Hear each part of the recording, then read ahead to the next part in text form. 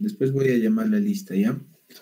Vamos a avanzar, chicos, una parte de síndrome miofacial. La próxima semana vamos a hablar de dolor. Este segundo aporte se pone más interesante porque hay algunos temas ya de la especialidad, como el manejo del paciente amputado, también el enfoque de dolor. Vamos a hablar del retardo del desarrollo, del lenguaje, etcétera. Buen número de temas para este aporte, ¿ya? Entonces, si están viendo las diapositivas, me van a seguir. Vamos a hablar de síndrome miofacial hoy día, ¿ya? Que es una de las causas más frecuentes o prevalentes de dolor en la consulta de atención primaria, ¿no? También en los consultorios de especializados de trauma, reumatología, medicina física, se ve bastantes pacientes con dolores miofaciales que no son pues diagnosticados en su momento, no son infravalorados y eso conlleva a un diagnóstico errado y también la poca importancia que se le da a esta patología que es tan prevalente, ¿ah? Y se le puede solucionar con un par de procedimientos, algún tipo de medicación, pero y sobre todo para que no se vuelva a repetir, modificar los factores perpetuantes que tiene el paciente, ¿ya? Pero cuando ustedes se preguntarán, pero ¿qué hablamos o qué definimos cuando hablamos de miofacial? Mio viene de músculos, ¿no? Pero las fascias, ustedes cuando han disecado vuestros cadáveres, encontraban pues fibras entre los músculos que en realidad a veces no se sabe pues de dónde viene, ¿no? Ustedes conocen que el músculo está recubierto por algún tejido elástico o fibroso, que son el perimicio, endomicio, etcétera, ¿no? Pero las fascias, chicos, son membranas de tejido conjuntivo, ¿ya? Se caracteriza por ser elásticos, fibrosos y abundante cantidad de colágeno, ¿ya? Su función es protección y también facilita la biomecánica del sistema locomotor. Ustedes han visto que hay algunos, como por ejemplo, cuando hemos hablado de hombro, en el caso clínico, decíamos que había un deslizamiento en las articulaciones de la escápulo-humeral, pero escápulo torácica, ¿no es cierto? Cuando nosotros levantamos el brazo y movemos, hay un deslizamiento en esas superficies y muchas veces está condicionado o facilitado por la presencia de algunas fascias que tenemos en nuestro organismo. Si nosotros hacemos un tajo en la piel, o en las estructuras profundas también, debajo de la piel vamos a encontrar abundante tejido celular subcutáneo, una fascia superficial bastante delgada, luego otra capa de tejido graso y desde una fascia profunda que está ya en contacto con el epimicio y el músculo. Estas fascias tienen una función sensorial también, ¿eh? Cuando nosotros distendemos una articulación, un ligamento, un tendón o un músculo, también se ponen en alertas por diferentes mecanismos y va a producir incluso fases de dolor, ¿ya? Mejora la circulación venosa y linfática, permite al músculo contraerse al ofrecerle una resistencia que mejora su rendimiento o su correcto funcionamiento. Y también sirve de comunicación nerviosa y electromagnética entre las estructuras corporales. ¿Ya? Entonces, todas las estructuras, todo nuestro cuerpo, donde nosotros tenemos músculo estriado, también está formado por estas fascias corporales que les he comentado, ¿no? Tenemos una fascia superficial y una fascia profunda, que está en íntima relación ya con las fibras musculares propiamente dichas, ¿ya? Otro tema que ustedes también lo deben conocer, y eso vamos a profundizar la próxima semana, es el dolor, ¿no? ¿Qué entendemos por dolor? Es una experiencia sensitiva y emocional. Sensitiva se refiere a la propia sensación algésica, ¿no es cierto? Y emocional, desagradable, asociada a una lesión tisular. El dolor, pues, no es nada agradable, ¿no? A no ser que tengas un trastorno psiquiátrico que permita que veas tú al dolor como una emoción agradable, pero generalmente está asociada a una lesión tisular. O sea, si yo me corto un dedo o me golpeo la cabeza, voy a sentir dolor, ¿ya? Es una experiencia sensitiva también. Puede ser real o potencial. Potencial se refiere a que por algún daño al nivel de los nervios, de los nervios periféricos, ya sea en la médula espinal o al nivel de la corteza cerebral, no necesariamente un estímulo, o sea, no necesariamente tiene que haber un estímulo nocivo para que yo sienta dolor. Si ustedes se imaginan, por ejemplo, un paciente con dolor radicular o neuropático, no hay pues un agente nocivo que le esté causando dolor, pero hay una disfunción del sistema neurológico sensitivo que hace que este paciente pues tenga dolor, ¿no? Los dolores, las polineuropatías diabéticas, por ejemplo, los pacientes tienen dolor, pero ¿está habiendo agresión de algún tejido? Por supuesto que no, ¿ya? El dolor tiene otra característica que es muy variable, o sea, el umbral del dolor de una persona a otra va a variar, pues, ¿no? Algunas personas son más tolerantes al dolor por N factores, ¿no? Ya sea socioculturales, hasta el nivel de instrucción, ¿no? Pero también varía entre dos personas del mismo sexo, de las experiencias nociceptivas que haya tenido, ¿no? Y nosotros tenemos un montón de tablas para cuantificar o ver la intensidad del dolor, ¿ya? Entonces, dos, tres características tiene el dolor. Es una experiencia sensitiva, tiene un componente emocional, ¿ya? Y puede ser real o potencial, o sea, no necesariamente el dolor va a venir de la parte externa.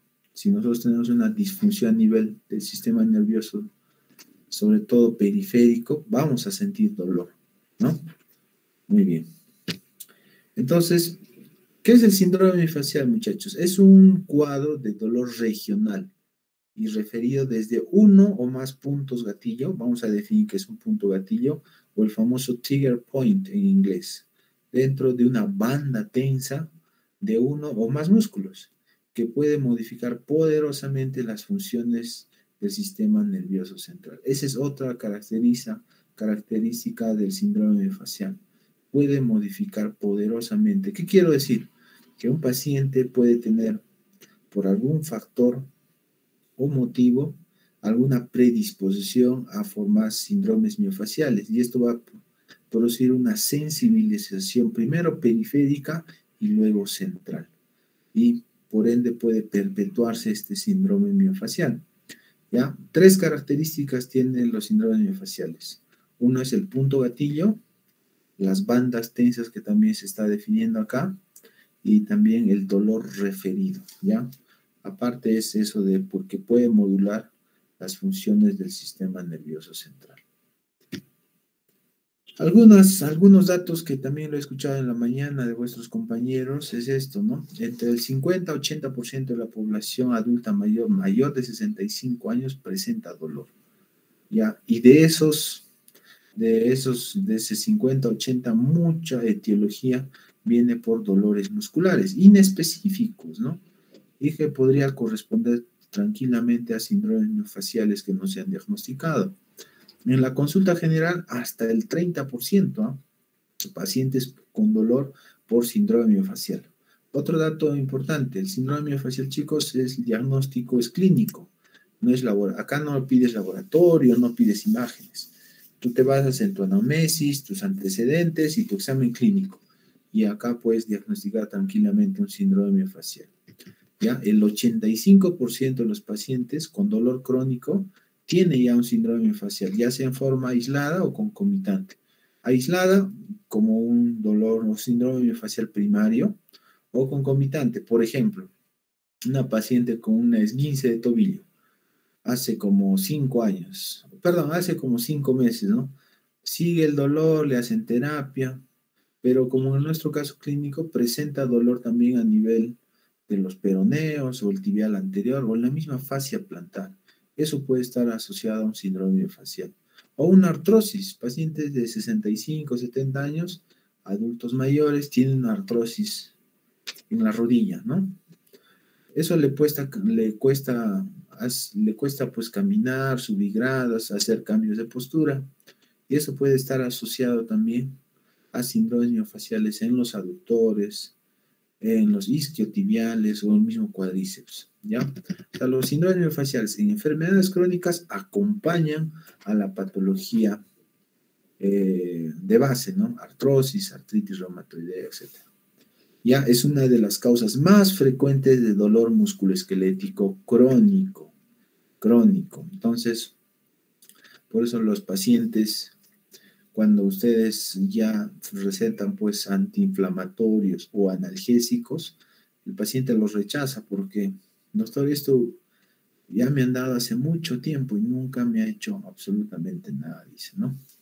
El dolor musculoesquelético crónico es un problema de salud pública, de elevada prevalencia y significativa carga económica, social y también a nivel del sistema de salud, pues, ¿no? Hay pacientes con enfermedades crónicas que sobrecargan las atenciones en los hospitales, ¿no? Si ustedes van a Reuma, están llenos de pacientes con AR o pacientes con enfermedades degenerativas. Vienen a rehabilitación, lo mismo, ¿no? A veces en trauma, igual, ¿no? O geriatría, medicina interna. Entonces, no se olviden estos números, son importantes porque nos ayudan a darle la importancia del caso a estos problemas que tranquilamente nosotros como médicos generales vamos a poder tratarlos. ¿Ya? Entonces, ¿qué es una banda tensa y qué es un punto gatillo? El punto gatillo, muchachos, acuérdense de la fibra muscular, ¿no? Un conjunto de miofibrillas que hace una función, ¿no es cierto? Si yo hablo de mi bíceps, estoy tocándome, si me están viendo, se inserta a nivel, a ver, preguntaremos para que no se me duerma. A ver, Yosmara, ¿estás acá, Yosmara? De las innombrables. Para que participen. Yosmara, no está. ¿Todavía están en exámenes, chicos? Todavía, ¿no? Ya han dado exámenes ya ustedes. Seguimos en exámenes, doctor. Ah, sí, ¿hasta cuándo van a dar exámenes? Hasta la próxima semana todavía, doctor. ¿Ah, todavía? ¿Pero los aportes no son esta semana? Es diferente, doctor, para el curso de cirugía 2. Ay. Aquí están. Lucero, hablé con un colega de medicina del deporte y yo estaba viendo en el foro que bastantes de ustedes que les gustaría pues conocer y saber temas de medicina del deporte, ¿no? Entonces, a este colega le he pedido como un favor que de repente en una clase que nos toca, que él entre y nos comente, pues, ¿no? Cómo es su especialidad. Sería importante que ustedes tengan, pues, un contacto, ¿no? Con una persona que ya es especialista en medicina del deporte, ¿ya? Me haces acordar de eso, Lucero, por favor, en las Sí, doctor. siguientes Muchas gracias. clases. Yosmara Osorio, no está, ¿no? Jacqueline Doctor, sí. Mendoza. Osorio, sí estoy, doctor. Disculpe. Que no está funcionando Ya. bien mi celular. Está ¿Qué como- pregunté, Yosmara? ¿Qué pregunté? Si estabas atenta a las clases. Doctor, pregunto acerca de, ay, Dios, ¿De qué? la inserción del bíceps, doctor. Ya, eso. ¿Cuál es la inserción, Yosmara? El bíceps Mm, braquial, ¿ah? Lo has pintado. Estaba en la. Te digo la lámina, ¿en qué, cuál estaba? doctor, creo que es, bueno, no recuerdo bien. En la fosa supraglenohumeral, Fosa. a nivel supraglenohumeral, doctor. Cavidad glenohumeral, doctor. Perdón, En la cavidad glenohumeral. en la cavidad, ¿segura? A ver, ¿dónde está? Incrist. ¿Estás acá, Incrist?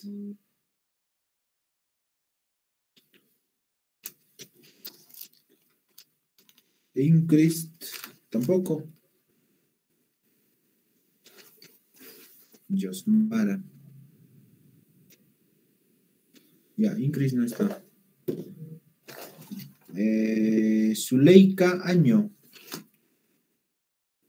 Presente, doctor. Hola, Zuleika. ¿Dónde está el bíceps? ¿Dónde se inserta, Zuleika? Doctor, ¿sería a nivel de lo que es la tuberosidad radial?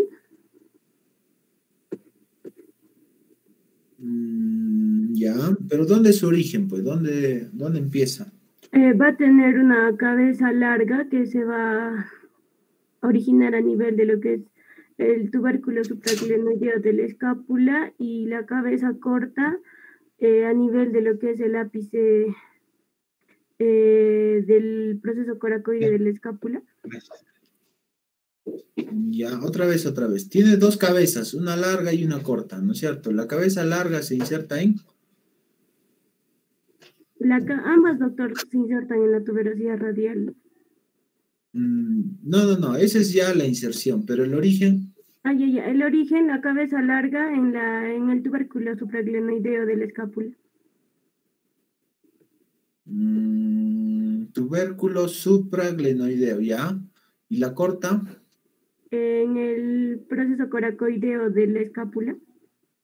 La apófisis coracoides. ¿Ya? Muy bien. Muy bien. Yulisa, ¿no? Zuleika, ¿no? Sí, doctor Zuleika. Ya, muy bien, chicos. Atentos, ¿ah? Atentos, ya tengo mi lista negra ya. Entonces, bueno, les estaba comentando, el bíceps, ¿no? Entonces, ustedes cuando, por ejemplo, ¿no?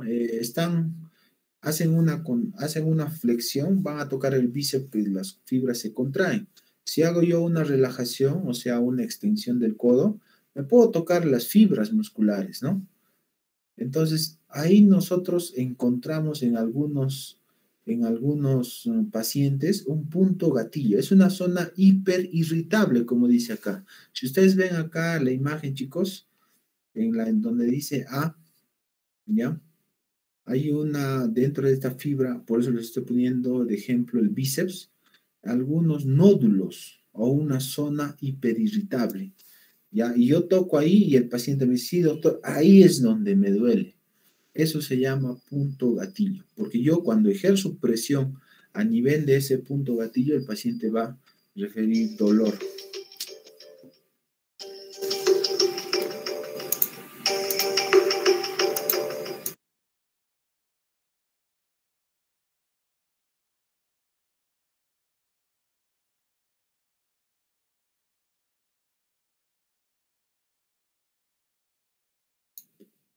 ¿Ya? Entonces, este punto gatillo, chicos, también puede producir un dolor referido. ¿Qué quiero decir? Hay un punto también de dolor, de menos intensidad, por supuesto, que el paciente también lo va a referir. Doctor, usted me palpa, ahí hay un nódulo que tengo, pero también ese dolor me irradia, se va hacia el codo o se va hacia el hombro. Ese es un dolor referido, ¿ya? Y la banda tensa, que como dice acá, es un grupo de fibras musculares que están en permanente contracción, ¿ya? Y no depende de la actividad muscular y que tienen una consistencia dura. O sea, tocan ahí en el bíceps, por ejemplo, y ahí, aparte de que está doloroso, tiene una banda tensa. Algunos pacientes dicen, doctor, tengo una pelota acá, tengo una bola. O algunos pacientes dicen, doctor, ahí es como una soguilla. Y cuando me toco me duele y me duele, sobre todo en la noche. ¿Ya? Eso es lo que queremos definir, chicos, acá. Entonces, si nosotros hacemos un corte, una biopsia a nivel de este músculo que está contracturado o con un síndrome miofacial, encontramos que hay nódulos de contracción. O sea, las fibras normales discurren ahí, pero hay algunas fibras musculares que están en permanente contracción. Las bandas Z, que ustedes se acuerdan en anatomía, en histología, están juntas. Entonces, a ese músculo no va a recibir pues suficiente aporte en oxígeno, en nutrientes, ¿no? Está en isquemia, ¿ya? Podemos clasificar a los puntos gatillos en activos o pasivos de acuerdo a su actividad o de acuerdo a su ubicación en un punto gatillo central o insercional. Por ejemplo, el paciente tiene un dolor acá, ¿no? en este punto gatillo central, pero también puede tener un punto gatillo inserción, o sea, donde se inserta ese músculo, también va a traccionar, porque hay fibras musculares que están acortadas, les decía.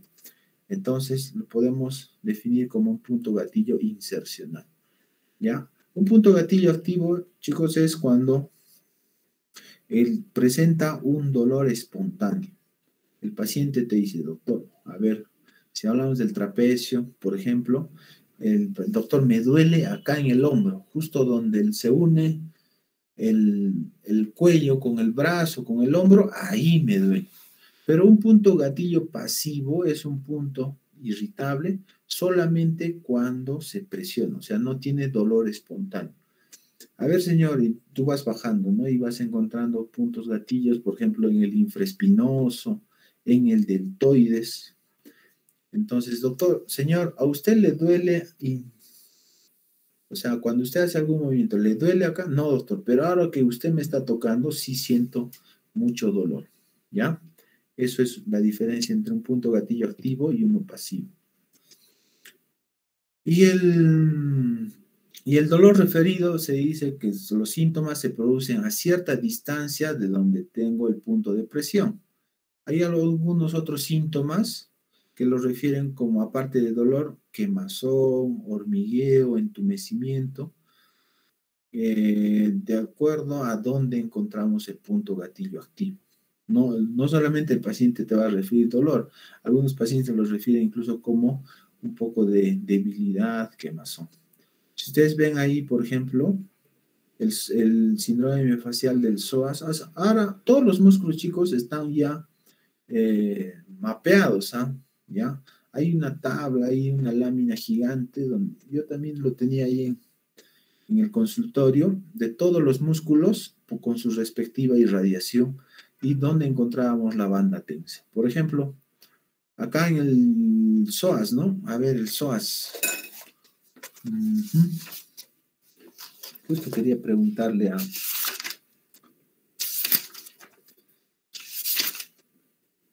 Sharon. ¿Estás acá, Sharon? Sí, doctor. Sharon Silva, Ataulico. Sharon, ¿dónde está el psoas? ¿Dónde se inserta? ¿Dónde se origina? El psoas. Doctor, ¿me escucha? Aló. Se encuentra en la parte anterior del muslo, se inserta en las apófisis transversas, ¿escucha?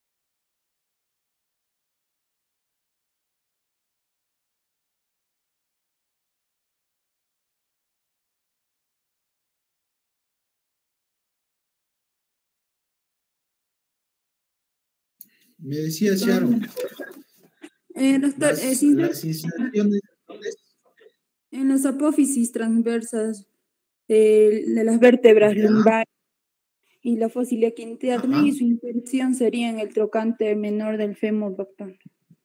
¿Ya? ¿Qué apófisis espinosas? ¿De qué vértebras? Apófisis transversas, doctor, de las vértebras lumbares. Transversas. Apófisis transversas de... Apófisis transversas ¿De de qué las vértebras, vértebras lumbares. Lumbares, todas las lumbares. Tenemos, ¿cuántas lumbares tenemos, Sharon? Doctor, sería desde la L2 hasta la L4. L1, allá, apófisis transversas de L1 a L4, ¿ya? Hizo inserción, es a nivel de Trocánter menor del... trocánter menor. Eso pertenece al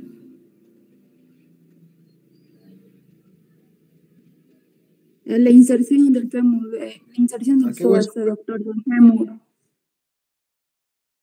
Trocánter Eso, menor del del fémur. fémur, puede, ¿Me fémur, escucha? fémur. Aló. Trocánter menor del fémur. Aquí está en la imagen. Ahí está en la imagen, Sharon. Mira, ahí está el músculo. Apófisis, bueno, no se ve bien, ¿no? Es una imagen pequeña. En la apófisis transversas de L1, L2, L3, L4, y junto con el ilíaco hacen un tendón conjunto que se inserta en el trocánter menor del fémur, y su función es flexionar pues la cadera, ¿no? Esa es su función. Entonces ustedes ven acá, chicos, los puntos gatillos están arriba. ¿Se podría palpar esos puntos gatillo? Difícil, pues, ¿no? Porque acá está, pues, los intestinos, está el abdomen, pero las zonas de irradiación, ese dolor referido, es a nivel del cuádriceps, ¿no? Y también tiene una zona de irradiación a nivel del cuadrado lumbar, este que está acá, este es pues en la espalda ya. Entonces, puede haber algún paciente que te diga eso, te diga, doctor, tengo un dolor ahí en la fosa, ya me han llevado, ya me han descartado una infección urinaria, apendicitis, que se incrementa cuando hago flexión, ¿no?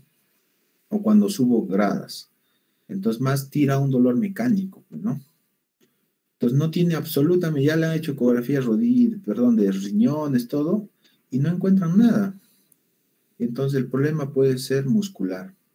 Entonces, lo que quiero decirles es que el síndrome miofacial de determinado músculo es distal, pues la irradiación es distal al mismo músculo, ¿no? Acá estaría el recto anterior del cuádriceps y acá está el cuadrado lumbar, y está irradiando incluso hasta el glúteo. Entonces, no sería malo pensar que puede tener un síndrome miofacial ahí.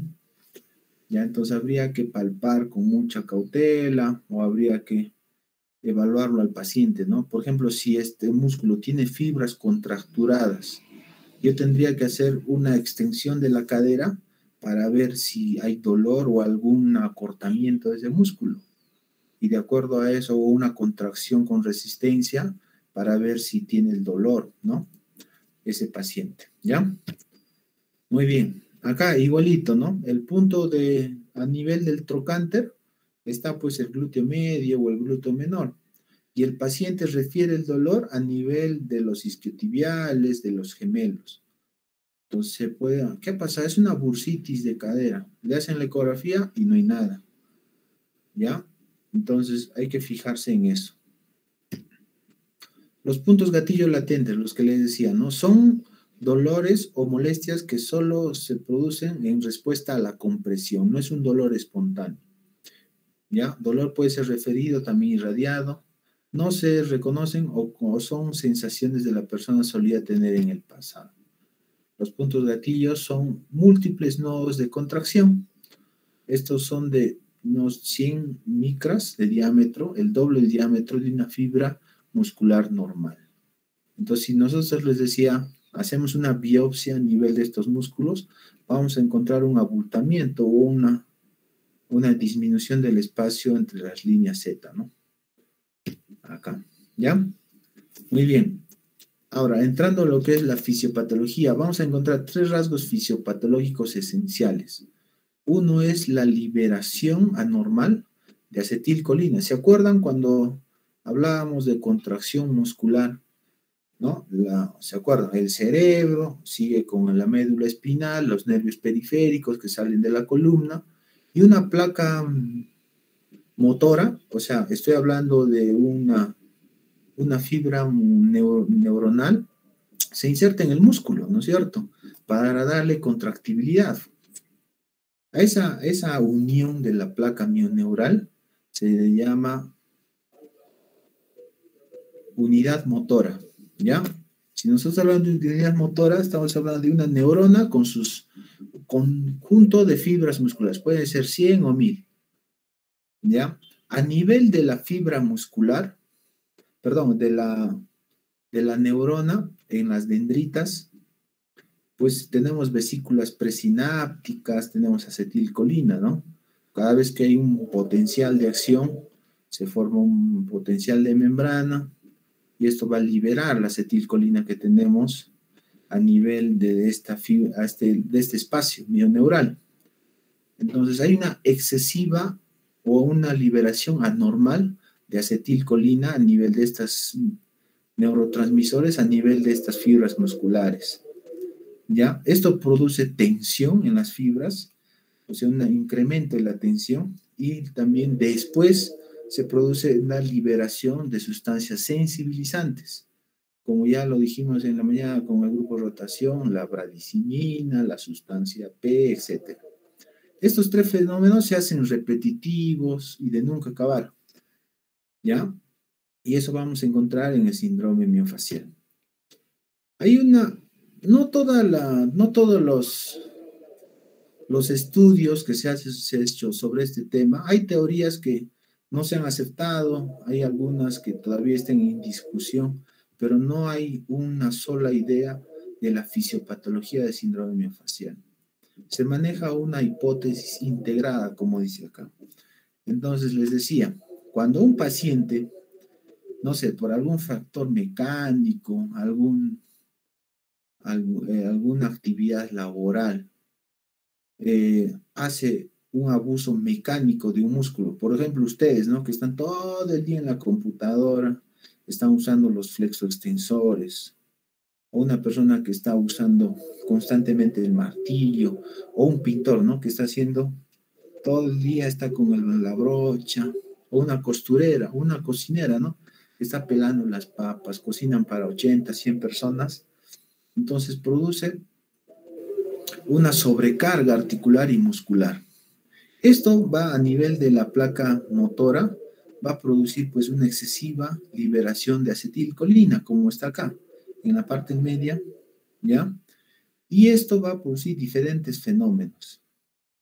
A nivel del retículo sarcoplásmico, o sea, la acetilcolina, ¿qué hace? Abre los canales de calcio, ¿no? ¿Ya? Y también de sodio a nivel de la membrana de las miofibrillas. Esta despolarización produce también liberación de calcio a nivel del retículo sarcoplásmico en las miofibrillas. Y esto va a producir una contractura a nivel de las sarcómeras. O sea, el músculo se contrae, pero no se relaja. Cuando un músculo está contraído o un grupo de fibras están contraídas, se produce pues una demanda energética aumentada.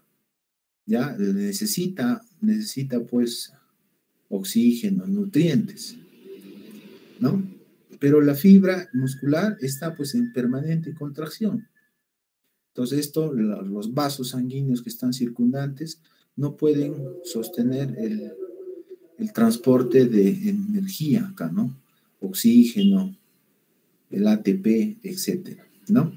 Esto va a producir una compresión a nivel también de los vasos, un aporte energético disminuido y la famosa crisis energética. Esto hace que cuando un músculo está disfuncionante, están entrando en un síndrome facial o contracción permanente, se produce también a nivel de las fibras neuronales nociceptivas o algunas aminas sensibilizantes, como les decía, ¿no? La sustancia P, etc. Y esto se va a producir, o sea, va a ser un fenómeno cíclico y por eso el paciente que tiene dolor generalmente inicialmente son algunas fibras, ¿no? Pues va a sentir una molestia, ¿no? Pero conforme pasan las semanas, los meses, el paciente, el dolor ya se va a ir incrementándose, ¿ya? Esto sí, por favor, avisen si no lo están comprendiendo. En la clínica, chicos, tenemos tres fenómenos básicos, tres formas, o la famosa triada, ¿ya? Para hacer el diagnóstico de síndrome miofacial. Primero, la banda tensa, el punto gatillo, y el dolor irradiado, el dolor referido, ¿ya? El paciente puede reconocer dentro del cuadro clínico el dolor que cuando ustedes presionan, ¿no? Sí, doctor, doctor, ese músculo que usted ha tocado, ahí es donde me duele, como usted me está tocando, ¿no? Y ahí te puede también haber una limitación dolorosa, o sea, como este músculo está acortado, isquiotibiales, el mismo bíceps o los trapecios, el paciente, a ver, señor, levante el brazo, levante el hombro. Entonces, el movimiento, ustedes saben que 120, 180 ya no va a llegar solamente a 120, 140, ¿ya? Entonces, la famosa triada no se olviden, banda tensa, punto gatillo y el dolor referido. Hay algunas manifestaciones, chicos, y eso, por eso les inculco tanto este tema, porque ustedes pueden encontrar las bandas tensas en algunas patologías que tiene el paciente y no necesariamente son pues por otra causa. Por ejemplo, las cefaleas tensionales, esas migrañas, están relacionadas a puntos gatillos a nivel del esternocleidomastoideo, los trapecios, los cervicales posteriores, el músculo temporal, ¿ya? Entonces a veces les hacen pues electroencefalogramas, otro tipo de exámenes y otro tipo de tratamiento a estas cefaleas, ¿no? Por ejemplo, el hombro congelado, la capsulitis adhesiva, está relacionada muchas veces con problemas del subescapular, el supraespinoso, los pectorales, deltoides. Cuando nosotros hacemos un tratamiento a estos músculos, el hombro pues empieza a moverse y ya entre comillas, se descongela, ¿no? Las famosas epicondilitis, ¿no? Los dolores a nivel del codo en la gente, por ejemplo, que trabaja con taladros, obreros, jardineros, pala y pico, bien, pues, y ustedes también, ¿no? Veo bastantes colegas, enfermeras, con esas famosas epicondilitis. Ustedes hacen acupuntura a nivel o aguja seca en los extensores de los dedos, los supinadores, así, y el paciente se va muy, pero muy bien. Después estiramientos y ya se fue la epicondilitis. El mismo síndrome de túnel del carpo. ¿Ya? Hay pacientes, ustedes saben que el plexo braquial nace pues a nivel del cuello, ¿no es cierto? Y ahí encima de ese plexo está pues los escalenos, ¿no? El superior medio. A veces hay síndromes faciales, contracturas a nivel de estos músculos que pueden simular a veces un síndrome de túnel del carpo, ¿ya? Esa angina de pecho atípica, ¿no? Atípica, doctor, me duele a veces sí, ya me han hecho mi ecocardiograma, todo está excelentemente bien. Y ustedes van buscando ahí en los pectorales y encuentran ahí un punto gatillo sobre todo el pectoral mayor, es el que más puntos gatillos tiene. El menor son fibras bien pequeñas, no tiene mucha importancia acá. Las lumbalgias, ¿no? ¿Se acuerdan que hablábamos en lumbalgias? Hay muchos pacientes que tienen pues lumbalgias inespecíficas, la radiografía normal, la resonancia normal, pero doctor, ¿pero por qué me duele? Pues si yo apenas camino, estoy parado y ya me empieza a doler. Y ustedes lo examinan, los ramos articulares disminuidos y encuentran bandas tensas a nivel del cuadralumbar, el psoas, músculos piramidales, los glúteos, etcétera, ¿ya? Entonces, no confundir, por favor, un síndrome miofascial con una enfermedad que puede estar relacionada, que puede estar muy relacionada. Les decía, los puntos gatillos pueden estar asociados a o concomitantes, o pueden ser un punto gatillo o un síndrome miofascial primario, ¿ya? ¿Cómo debemos hacer el examen físico? Debemos palpar, y para palpar ustedes deben conocer anatomía palpatoria, y para conocer anatomía palpatoria hay que saber pues dónde está el músculo, por lo menos, ¿no? En las prácticas les diría, ¿dónde está el trapecio? ¿Cuáles son sus inserciones? ¿Dónde están los escalenos? ¿Dónde está el angular de la escápula? Entonces el paciente, por lo menos ustedes como estudiantes deben conocer con un dedo, ¿no? Doctor, acá está este músculo. ¿Dónde se inserta? Acá arriba y acá abajo. ¿Cuál es su función? Es abrir el hombro, bajar el hombro, hacer abducción, flexión, extensión. Eso es lo que ustedes tienen que conocer. Cuando conozcan esto bien, ustedes van a poder ya dirigir su examen físico palpando con muchas técnicas a los pacientes. Puede hacer una evaluación por solamente deslizamiento del dedo, y es el dedo, también hay que entrenarlo para que encuentre el punto gatillo, o podemos encontrar también haciendo como un pinzamiento, ¿no? Hay algunos músculos como el esternocleido que necesitan ustedes buscarlo, palparlos bien. Encuentran el músculo y ahí van a poner la aguja de acupuntura para producir lo que dice acá, ¿no? Una respuesta de espasmo local. ¿Ya? Ahora, si el músculo tiene fibras horizontales, por ejemplo, ustedes harán una palpación vertical, pues, o sea, transversal a la dirección de las fibras, ¿no? Esto, chicos, ya es una, como les decía, Travel y Simons tienen un tratado ahí de puntos gatillos o la disfunción del síndrome miofascial. Entonces, acá han mapeado todos los músculos, ¿no? El serrato, los cuadrados, romboides, glúteos. Por ejemplo, solamente hablando del glúteo mayor. El glúteo mayor, por ejemplo, tiene acá como 4 puntos gatillo. Punto gatillo número 1, que está más o menos en la inserción a nivel del sacro. El punto gatillo número 2 a nivel de la inserción en el ilíaco, etcétera, ¿no? Y cada uno tiene su referencia, miren. Unos van más o menos al trocánter, otros van más o menos hacia el sacro, otro va más o menos hacia el músculo piramidal, etcétera. Igual de los, como les decía, del psoas, les decía acá de los aductores, ¿ya? En ese libro se los voy a compartir a Lucero para que ustedes lo revisen, ¿ya? El cuadral lumbar, miren, el cuadral lumbar. A ver, ¿dónde está alguien? Incris no está. Ana Quintanilla, que no estuvo ahora en la mañana. ¿Está acá? Ana.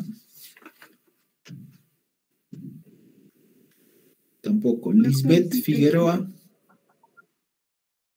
Ana. Sí, doctor.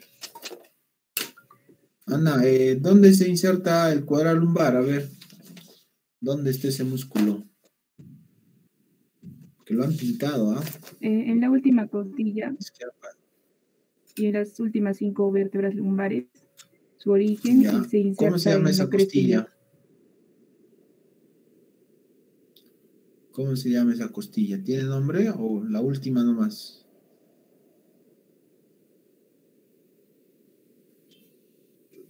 Costilla falsa, doctor. Costilla, la última costilla falsa, la 12ª, ¿no es cierto? No, la 12ª, puede ser. Ya, en el borde inferior de esa costilla se inserta el cuadral lumbar, chicos.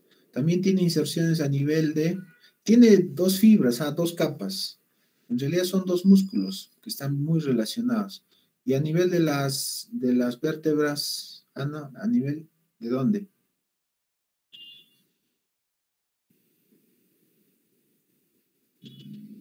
Doctor, en las Ana, ¿estás ahí? transversas. Ya, ¿segura? Sí, doctor. Ya, y la última inserción. Sí, ¿Perdón? se inserta en la cresta ilíaca.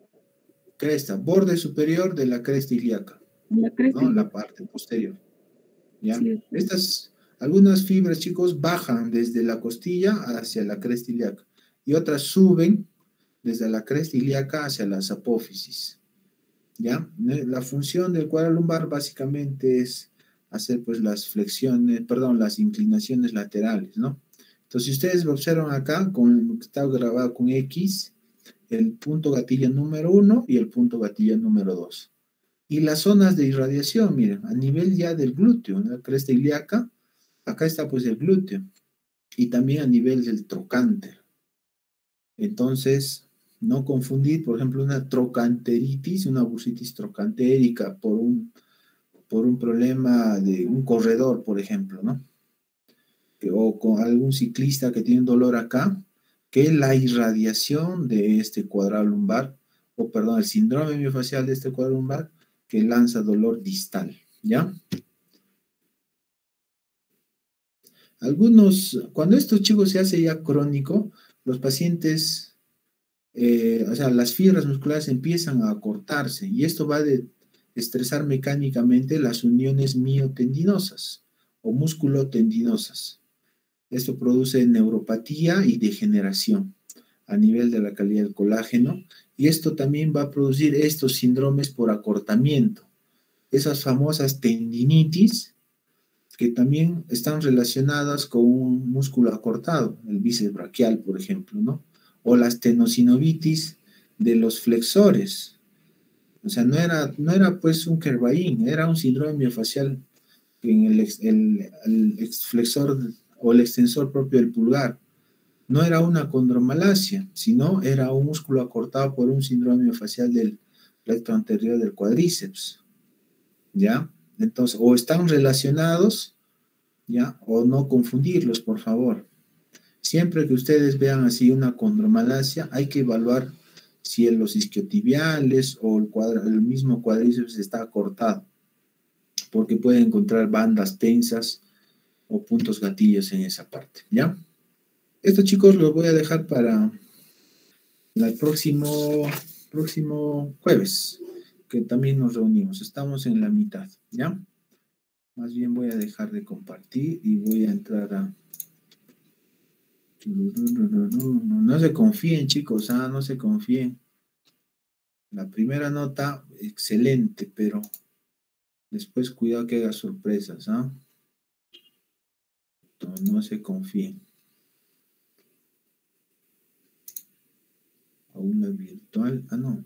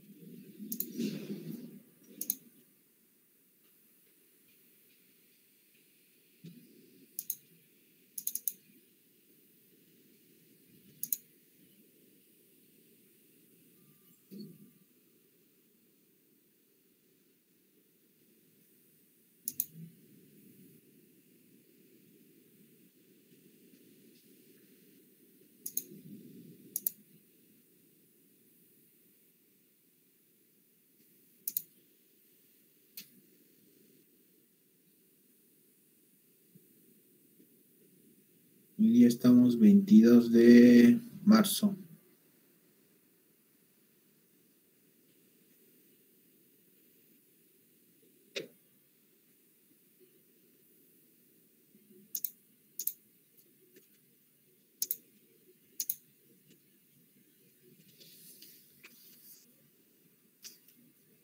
El sistema está lento de la... chicos, por favor, todavía tienen hoy día para subir, Lucero, ¿estás ahí, no? Sí, doctor, le iba a preguntar si la Presca 4 ya le habilitó para que podamos subir. Ya subí esa rotación que me dijiste de hombro. Sí, doctor. Ya está en el aula. Gracias, doctor. Por favor, ya está, súbanlo. Doctor, una pregunta ¿Ya? más, por favor. Con respecto a los artículos que le tenían que enviar, ¿hasta cuándo tienen plazo? Ajá. Los artículos, ahora estamos 22. Yo creo que ya en abril, hasta el 31, pues, de este mes, esta semana todavía tiene. Hasta el 31, chicos.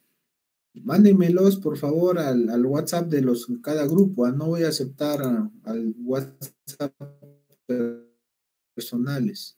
Al WhatsApp con vuestro nombre, ya he dado pase a varios. Traten de buscar temas, pues, que estén relacionados a nuestra sílabus. Pacientes amputados, rehabilitación respiratoria, COVID, rehabilitación en niños, PCI. Hay tantos temas. Voy a empezar de atrás para arriba, ¿ya? A ver, María Fe, ¿estás acá? Presente, doctor. Buenas tardes. ¿Cómo estás, María